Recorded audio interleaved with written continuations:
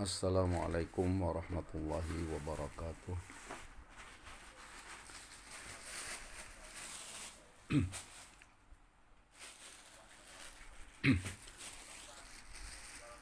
Baik para mahasiswa sekalian, kita lanjutkan perkuliahan kita yang keempat kalinya ini,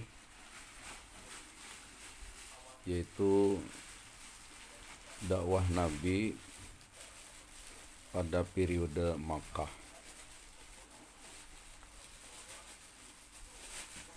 Nah, sebelum kita masuk ke pembicaraan ke periode Makkah ini,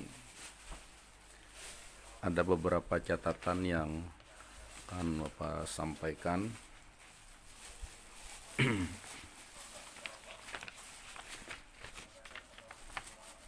Yang pertama, ini berkaitan dengan pembekalan Nabi kita untuk berdakwah, yaitu terjadi peristiwa pembedahan dada beliau yang terjadi di lembah tempat Bani Sa'ad ya. Nah, pembedahan ini terjadi pada usia anak-anak ketika beliau diasuh oleh Halimatus Sa'diyah, di mana dengan dibelahnya dada beliau ini dimasukkan ilmu dan hikmah, karena yang melakukan pembedahannya adalah malaikat. Nah, dengan terjadinya peristiwa ini, maka nantinya ketika beliau dewasa atau menjadi nabi dan rasul itu, maka beliau adalah orang yang maksum. Maksum maksudnya adalah orang yang dipelihara oleh Allah, tidak sampai dia melakukan dosa sekecil apapun ya, apalagi dosa besar. Nah, jadi hanya nabi seperti Nabi Muhammad inilah orang yang maksum ini, selainnya tidak ada ya. Nah, kemudian yang kedua, catatan kedua, ketika usia beliau itu masih di bawah belasan tahun ya, antara 9-10 ya, ini beliau belajar menggembala kambing ya, mengambil upah memelihara kambing dari orang-orang kaya waktu itu. Nah, ini sebenarnya kalau melihat catatan sejarah para tokoh besar, apalagi para orang yang akan menjadi nabi, ini adalah sebuah pelajaran yang sifatnya alamiah, karena sekolah dulu belum ada ya. Jadi untuk menempa mentalnya itu dia belajar menggembala kambing. Tidak mudah sebenarnya menggembala kambing ini. Nah, karena pekerjaan ini biasanya dikerjakan oleh orang dewasa, bukan anak-anak seperti ini. Tapi inilah kenyataannya, dan para ahli sejarah mencatat bahwa orang-orang yang sukses menggembala kambing ini biasanya tuh dewasanya nanti dia akan mempunyai mental baja dalam perjuangannya ya. Nah, untuk nabi kita ini dia menyampaikan syariat Islam dari Allah. Nah, kemudian yang selanjutnya adalah beliau bertemu dengan seorang pendeta Nasrani di negeri Syam yang bernama Bahira ya. Nah, beliau inilah yang mengetahui tanda kenabian nabi kita ini. Jadi sewaktu beliau ikut paman beliau di umur 13 tahun, beliau melihat selalu diiringi oleh awan atau dinaungi awan. Nah, sehingga ketika Abu Talib ini mau pulang, beliau berpesan kepada Abu Talib, tolong keponakan kamu ini harus dijaga, karena apa? Dia akan diincar, akan dibunuh oleh orang-orang Yahudi yang iri dengki. Nah, maka sejak saat itulah Abu Talib itu beliau pasang badan, istilah kita ya. Kalau ada yang berani mengganggu, menganiaya Nabi Muhammad ini, Abu Talib akan harus dilangkahi dulu mayat Abu Talib ya. Jadi dilindungi seperti itu. Nah kemudian yang peristiwa yang keempat, beliau ikut membangun Ka'bah. Mana Ka'bah ini sempat mengalami kehancuran ketika terjadi gempa yang dahsyat sehingga bangunan itu menjadi hancur ya. Nah sehingga beberapa kabilah Arab ini mereka bergotong royong untuk membangun Ka'bah ini, dan termasuk Nabi cikal bakal Nabi kita ini yang ikut beliau membantu orang-orang dewasa mau membangun Ka'bah ini. Nah setelah rampung pembangunan Ka'bahnya terjadilah peristiwa yang menegangkan, di mana masing-masing kabilah Arab ini bersikeras ingin meletakkan Hajar Aswad, tetapi ditantang oleh yang lain. Sampai akhirnya mereka saling mencabut pedang, mau saling bunuh ya.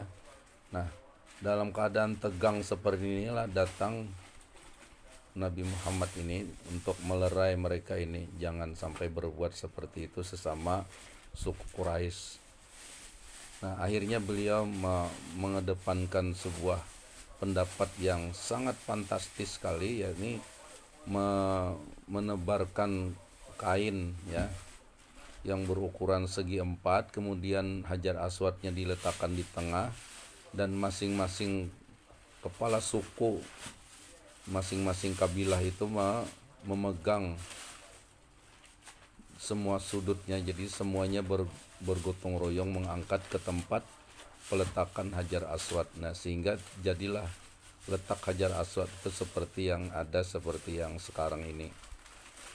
Nah dengan kebijakan Muhammad kecil inilah orang-orang Arab jahiliyah ini menerima dengan senang hati, tidak ada rasa tersinggung dan sebagainya. Dan sekali lagi, pekerjaan seperti itu hanya bisa ditempuh oleh orang dewasa. Ini Nabi kita ini baru berumur 13 tahun waktu itu. Nah kemudian catatan berikutnya, ketika berusia 25 tahun, Nabi kita ini kawin dengan seorang perempuan yang bernama Siti Khadijah. Nah, ya selanjutnya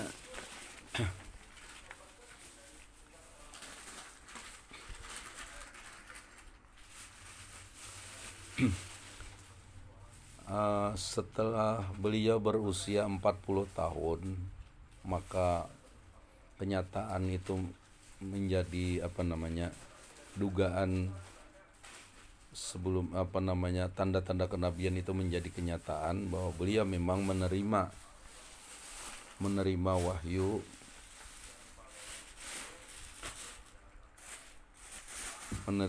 dari Allah, yaitu Quran surah Al-Alaq ya. Maka sejak saat itulah beliau resmi menjadi nabi dan rasul. Nah, dakwah nabi ini pertama kali dilakukan adalah dengan cara rahasia ya, sembunyi-sembunyi. Secara sembunyi-sembunyi. Jadi tidak dengan terang-terangan, dan menempati sebuah rumah sahabat yang bernama Arqam bin Abi Arqam ya. Nah kemudian dari situ maka muncullah ada beberapa orang sahabat yang pertama kali memeluk Islam. Itu yang pertama adalah istri beliau sendiri Khadijah, yang kedua Ali bin Abi Thalib, yang ketiga Zaid bin Harisah, yang keempat Abu Bakar, dan yang kelima adalah para budak suku Quraisy. Nah para budak ini memang sengaja tidak disebut-sebut namanya karena mereka ingin selamat dari keganasan para majikan mereka. Nah di samping itu ada beberapa nama sahabat lain yang selanjutnya mengikuti jejak orang yang 5 ini. Ada Utsman bin Affan, ada Zubair bin Awam, Abdurrahman bin Auf, Sa'ad bin Abi Waqqas, dan Arqam sendiri sebagai yang menyediakan rumah untuk dakwah Nabi yang secara diam-diam ini. Dan biasanya dilakukan pada waktu malam. Nah, sehingga para budak tadi dia menyelinap dari rumah tuannya itu pada saat tuan-tuannya itu pada tidur, ya. Nah, ini dulu ya. Nah, kemudian yang berikutnya adalah dakwah dengan cara terang-terangan. Nah, dakwah dengan cara terang-terangan ini diawali dengan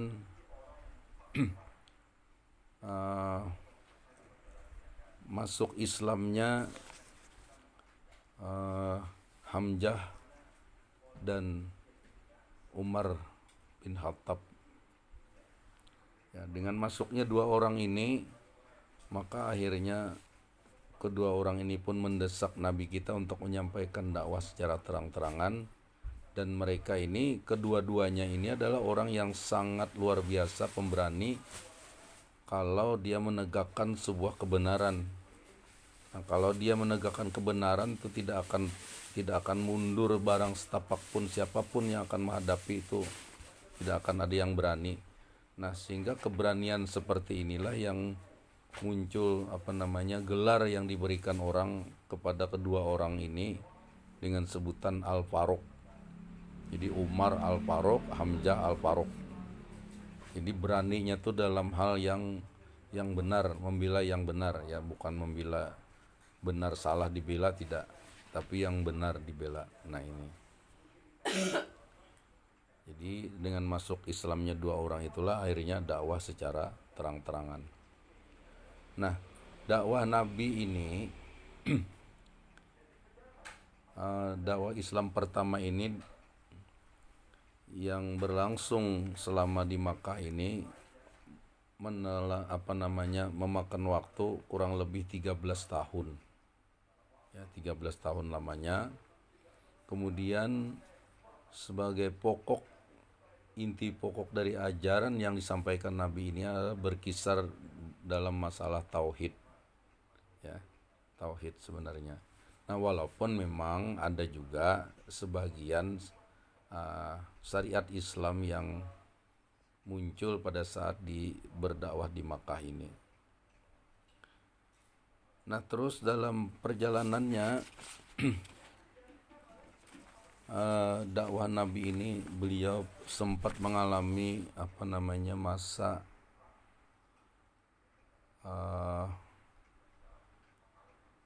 masa duka cita, ya, atau disebut dengan Amul Hazan.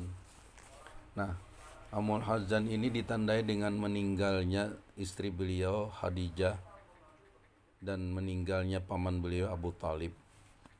Khadijah ini adalah istri beliau yang sebelumnya dia adalah seorang perempuan yang kaya raya, dan setelah masuk Islam bersama Nabi kita ini, seluruh harta kekayaannya itu digunakan untuk dakwah Islam. Ini luar biasa. Nah, kemudian yang kedua adalah Abu Talib nih, paman beliau yang melindungi, ya, luar biasa melindungi, lebih dari anak kandung sendiri. Ini juga meninggal dunia. Nah, dengan meninggalnya dua tokoh ini, beliau luar biasa sedih, ya. Nah, dengan keduanya ini meninggal, maka suku Quraisy yang semakin berani, ya, bahkan sempat membuat semacam sayembara, siapa yang bisa membunuh Nabi akan dapat hadiah yang besar. Nah, ini orang Quraisy ini seperti itu. Nah, kemudian dalam keadaan seperti itu, Nabi menghibur Nabi kita ini dengan memperjalankan beliau pada waktu malam yang dikenal dengan peristiwa Isra dan Mi'raj. Di mana peristiwa Isra Mi'raj ini intinya itu Nabi menerima perintah sholat 5 waktu seperti yang berlaku sampai hari ini. Nah, kemudian setelah peristiwa ini, maka itu tadi, karena tindakan suku Quraisy yang semakin berani seperti itu, maka akhirnya Nabi memerintahkan para sahabatnya untuk melakukan hijrah ya. Nah, hijrah yang pertama itu ke negeri Habsyah atau sekarang itu Ethiopia ya.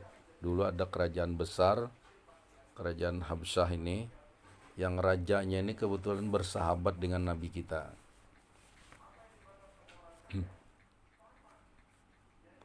Nah, kemudian fase yang kedua hijrah. Hijrah yang kedua itu arahnya hijrahnya ke Taif.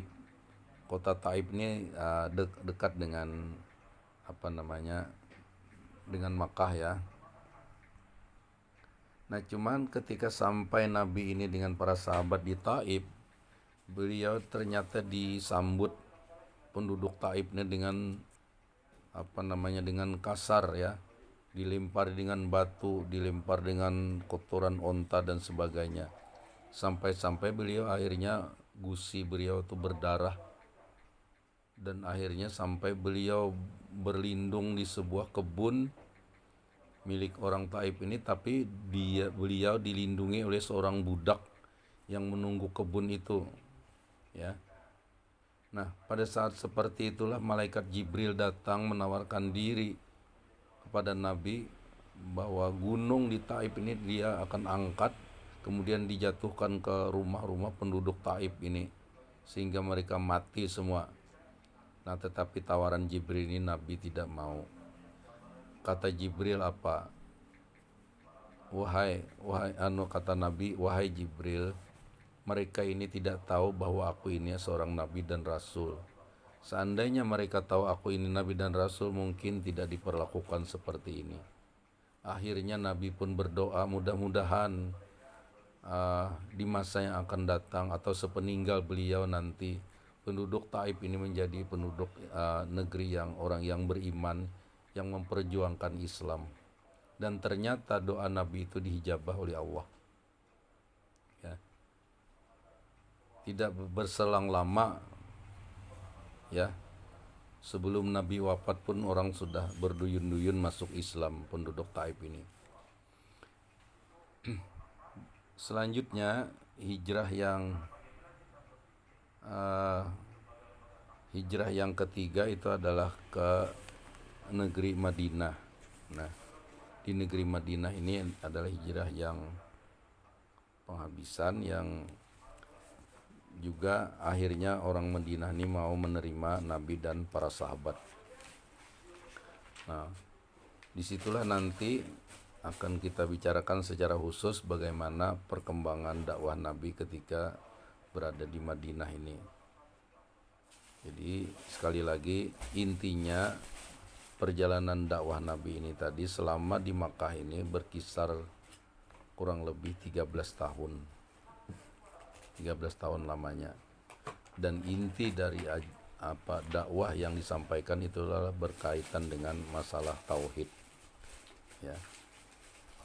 Nah, demikian mungkin yang dapat Bapak sampaikan dalam kesempatan ini. Mudah-mudahan semuanya bisa menyimak dengan baik, dan silakan menambah wawasan lain yang selain dari ini, hanya ya sedikit yang Bapak sampaikan, mudah-mudahan bermanfaat. Assalamualaikum warahmatullahi wabarakatuh.